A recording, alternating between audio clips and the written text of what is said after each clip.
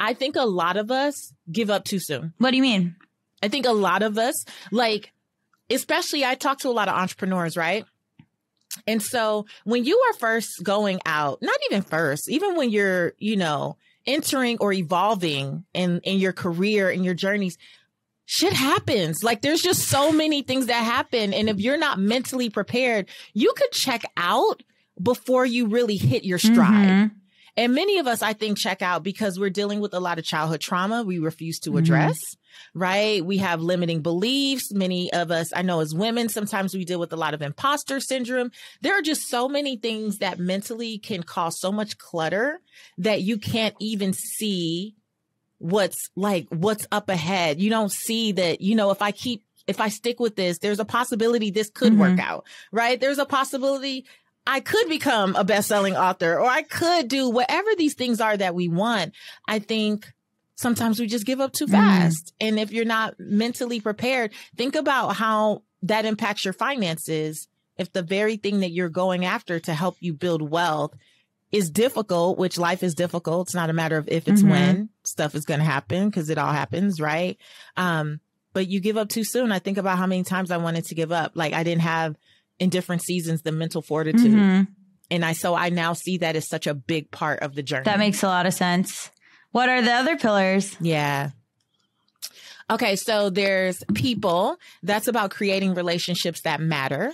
I talk about that personally and professionally. You know, how we show up in relationships really does matter. A lot of the opportunities that I've gotten over the years that have helped me build wealth, right, come from being in conversation with people, being connected to people. You know, one thing can change everything.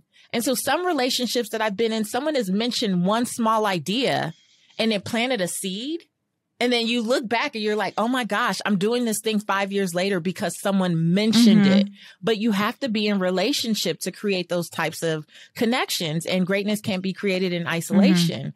And so I really in there talk about, you know, maintaining and preserving your relationships. Again, I work with a lot of women, a lot of mom guilt out there. People don't necessarily go after the dreams and things they want to do because they think I have to choose between being a good person and doing this thing that I want to do, the things that are going to help me build wealth. And so I know as a mother, I have a 14-year-old daughter now, and we're really tight. We're really close. But when she was like 5 years old, she taught me a lesson about not being present when I was in her presence. Oh, like she would, yeah, you know, because, you know, kids tell long stories, they do. right? And it's like, and then, and so I'm like listening to her story, but I'm not. I'm scrolling on like Facebook or something, and I'm smiling and I'm nodding, and she's like, Mom, that's not a good story. Oh, she's like, this is not a happy story. Why are you smiling?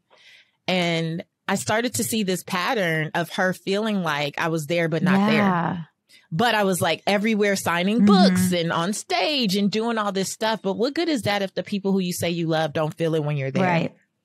And I realized that was a part of my mom guilt. I used to also, the duality of this, also feel bad because I was gone. I was on the road, and then I would feel bad, and then that mom guilt. So there was like so many things compounding. But once my relationship with her got better and I was more intentional about being present, I could then go out and be the best I could be on stage and everywhere else, which only led me to more opportunities, which led to what? More money and wealth building capacity. So that's people. Let's see, there's space. I don't think we talk about space enough in like the personal finance, you know, money space. I don't think we really make the connection between space, and that's setting up your life to support you. And the big takeaway with that one is, you know, clutter is the physical manifestation of chaos in your mind. And so many of us, you know, when I was working with people one-on-one and like financial counseling, and, you know, you do the intake and you go like, how much is this? Or, you know, what are you paying on this bill or that bill? It would never fail. People would like look up in the ceiling.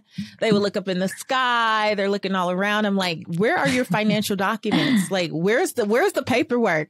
And folks could never find it. It's like, oh, it's in that drawer in the kitchen. I stuck this bill in a book that I haven't ever opened again. Right? Like, I stuck it here. And I go, if your financial documents are out of order, how can you expect your financial life to be in order?